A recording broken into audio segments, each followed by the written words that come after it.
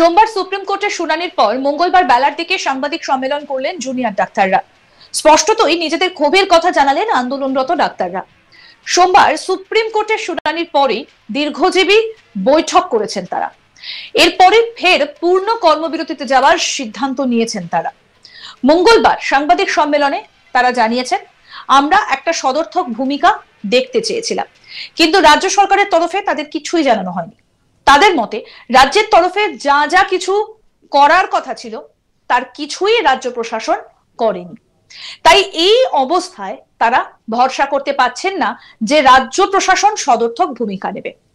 তবে তারা স্পষ্ট জানিয়েছেন, রাজ্য প্রশাসন এবং সিবিআই এর থেকে সদর্থক বার্তা পেলে তারা কর্মবিরতি তুলে নেবেন। এখন তারা রাজ্য প্রশাসনের তরফে প্রয়োজনীয় পদক্ষেপের অপেক্ষায় রয়েছেন। সোমবার সুপ্রিম কোর্টের শুনানির পর দীর্ঘজীবী বৈঠক করেছেন জুনিয়র ডাক্তাররা এবং তারপরই তারা আবার পূর্ণ কর্মবিরতিতে যাবার সিদ্ধান্ত নিয়েছেন। কি বলছেন আন্দোলনকারী ডাক্তার অনিকেত মাহাতো, আসুন শুনি তার কথা। কিন্তু এসেনশিয়াল সার্ভিসের খাতের মধ্যে একটা রোগীর যদি ওটি করা হয় তাহলে সেই পেশেন্টটাকে ফলো আপ করা, এটা আমরা করছি। অ্যাডমিশন ডেতে মেডিসিনের ক্ষেত্রে ভর্তি হওয়ার পর পরের দিন পরের দুটো দিন ওই পেশেন্টকে ফলো আপ করা, এটা আমরা করছি। তাহলে এই আইপিডি পরিষেবা আমরা দিচ্ছিলাম। ওপিডি পরিষেবার ক্ষেত্রে যে জায়গাগুলোতে ডের পরের দিন যে জায়গাগুলো থাকে সেই জায়গাগুলোতে আইপিডি পরিষেবা আমরা দিচ্ছিলাম। নন এসেন্সিয়াল সাবজেক্ট যেগুলো ছিল সেই সাবজেক্টগুলো থেকে যে জায়গাগুলোতে এসেন্সিয়াল পরিষেবা নেই যে সাবজেক্টগুলো, তারা ওপিডি পরিষেবা দিচ্ছিল। আমাদের সিনিয়র চিকিৎসকরা ওপিডি পরিষেবা দিচ্ছিলেন।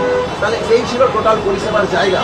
দ্বিতীয় জায়গাটা যেটা বলছিলেন যে আপনাদের জায়গা থেকে যে সাগর দত্তের পরে কি এমন ঘটনা ঘটলো, তাহলে আমরা 12 দিন চিফ সেক্রেটারি স্যারের সাথে আলোচনার পর আমরা স্বাস্থ্য ভবনে অবস্থান বিক্ষোভ তুলে নিই এবং partial all essential service on করি এবং আইপিডি ওপিডি যে পার্টটা আমাদের এসেন্সিয়াল সার্ভিসের সাথে সরাসরি লিঙ্ক, সেই পার্টটার কর্মসূচি কাজগুলো আমরা করছিলাম।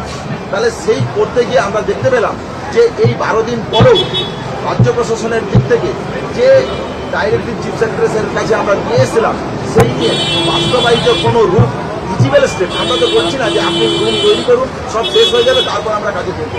তাহলে আমরা একটা সদর্থক ভূমিকা দেখতে পেয়েছিলাম। মহামান্য সুপ্রিম কোর্টও সেখানে বলেছে তো যে কেন 26% এখনো কাজ হচ্ছে, কেন নট মোর দেন 50%। তাহলে আমাদের কনফিডেন্স বিল্ড আপের জায়গাটাতে এটাই আমরা চাইছিলাম যে 12 দিন থেকে 13 দিন অতিবাহিত হলো, এই অতিবাহিত দিনগুলোর মধ্যে কেন রাজ্য প্রশাসনের দিক থেকে যেটুকু তারা প্রতিশ্রুতি দিয়েছিল সেই প্রতিশ্রুতির উপর ভরসা করে আমরা পার্সিয়াল সিজুয়ারকে গিয়েছিলাম এবং আমরা ধীরে ধীরে টোটাল পরিষেবার মধ্যে যেতে চাইছিলাম। তাহলে এই 13 দিনের মধ্যে তাদের দিক থেকে কোনো রকম সদর্থক ভূমিকা শুধুমাত্র কিছু কিছু জায়গায় সিসিটিভি লাগানো ছাড়া তারা আর বাকি যে ডাইরেক্টিভগুলো সম্পর্কে কোনো সুস্পষ্ট ডাইরেক্টিভ তারা কোনো সিদ্ধান্ত তারা জানালো না। তারা কেন জানালো না যে হেল্পলাইন নাম্বার কি হবে, তারা কেন জানালো না বেড স্ট্যাটাস কি হবে, তারা কেন জানালো না প্যানিক বাটন নিয়ে তাদের কি বক্তব্য, তারা কেন জানালো না অন কল রুম নিয়ে তাদের কি বক্তব্য। তাহলে কলেজগুলোতে এবং ট্রেড কালচার নিয়ে স্টেট ইনকোয়ারি কমিটি কেন তৈরি করতে পারছে না? তাহলে কি তারা মনে করে, এবং মাননীয় মুখ্যমন্ত্রী একটা জায়গায় বলছেন যে ট্রেড কালচার এই কথাটার সাথে তিনি সহমতই হন। তাহলে এই জায়গাগুলো যদি থাকে তাহলে আমরা কি করে মনে করব যে রাজ্য প্রশাসনের দিক থেকে তারা এই জায়গাগুলোতে সদর্থক ভূমিকা নেবে। পাশাপাশি সিবিআই এর দিক থেকেও এবং তদন্ত আমাদের যে বিচারের দাবিতে আমাদের যে লড়াই ছিল সেই জায়গা থেকেও এই ঘটনার মোটিভ সামনে আসতে হবে। আমরা সুপ্রিম কোর্টের কাছ থেকে কি চাইছিলাম বা সিবিআই এর কাছ থেকে আমরা কি চাইছিলাম যে প্রকৃত দোষী কারা তাদেরকে অ্যারেস্ট করা হোক, আইডেন্টিফাই করা হোক, অ্যারেস্ট করা হোক। এবং এই ঘটনার মোটিভ কি ছিল, যদি এই ঘটনার মোটিভ কি সেটা আমরা জানতে না পারি তাহলে আপনি চাইলেন না কেন সেই জায়গা দিয়ে সুরক্ষিত বোধ আমরা করতে পারি না। তাহলে সুরক্ষার যেমন দুটো দিক আছে এখানে, সেই দুটো জায়গা থেকে আমরা সুস্পষ্ট বার্তা চেয়েছিলাম। যদি আপনারা মনে করেন যে আমাদের দিক থেকে সিজওয়ার্ক ছাড়া অন্য কোনো পন্থা যাওয়া উচিত ছিল, আমরা এই পন্থার কথাও ভেবেছিলাম। হয়তো আপনারা জানেন আমাদের জিবি মিটিংয়ে অনেক সময় লেগেছে, তাহলে এই পন্থাও আমরা এক্সপ্লোর করি নিয়ে এই জিনিসটা ঠিক নয়। আমরা যেটা মনে করেছিলাম যে এই জায়গা থেকে রাজ্য প্রশাসনের দিক থেকে এবং সিবিআইয়ের দিক থেকে যদি এই সদর্থক বার্তা আমরা পাই তাহলে তো এই কর্মবিরতি কালকেই উঠে যেতে পারে। তাহলে এই জায়গাটার সম্পর্কে ভিজিবল পদক্ষেপ আমরা চাইছি। এই ভিজিবল পদক্ষেপের অপেক্ষায় জুনিয়র ডাক্তাররা আছে। একই সঙ্গে মহালয়ার দিন মহা মিছিলের ডাক দিলেন আন্দোলনরত জুনিয়র ডাক্তাররা।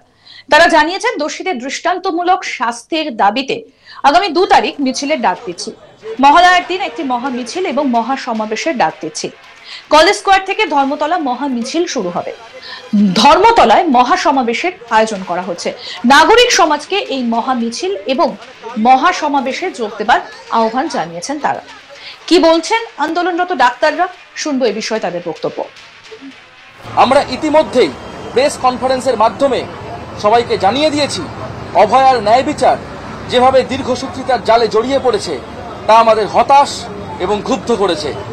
তাই অভয়ার বিচার সুনিশ্চিত করতে দোষীদের দ্রুত গ্রেপ্তার ও দৃষ্টান্তমূলক শাস্তির দাবিতে এবং সর্বোপরি এমন ঘটনার পুনরাবৃত্তি রুখতে স্বাস্থ্যক্ষেত্র সহ সমাজের সর্বস্তরে ভয়ের রাজনীতিকে নির্মূল করতে আমরা আগামী 2 তারিখ মহালয়ার দিন এক মহা মিছিল ও মহা সমাবেশের ডাক দিচ্ছি। ইতিমধ্যেই সিনিয়র ডাক্তার, নার্সদের বিভিন্ন সংগঠন, প্রাইভেট হাসপাতালের চিকিৎসক, আইটি কর্মীদের সংগঠন, সিনেমা জগতের মানুষদের বিভিন্ন সংগঠন, বিভিন্ন প্রান্তিক মানুষদের সংগঠন এবং অন্যান্য সামাজিক সংগঠন আমাদের কর্মসূচিকে সফল করার আহ্বানও জানিয়েছেন। আমরা সমাজের সর্বস্তরের মানুষের কাছে আরও একবার 2 তারিখ কলেজ স্কোয়ার থেকে ধর্মতলা মহামিছিল এবং ধর্মতলায় মহা সমাবেশে যোগ দেওয়ার আহ্বান জানাচ্ছি।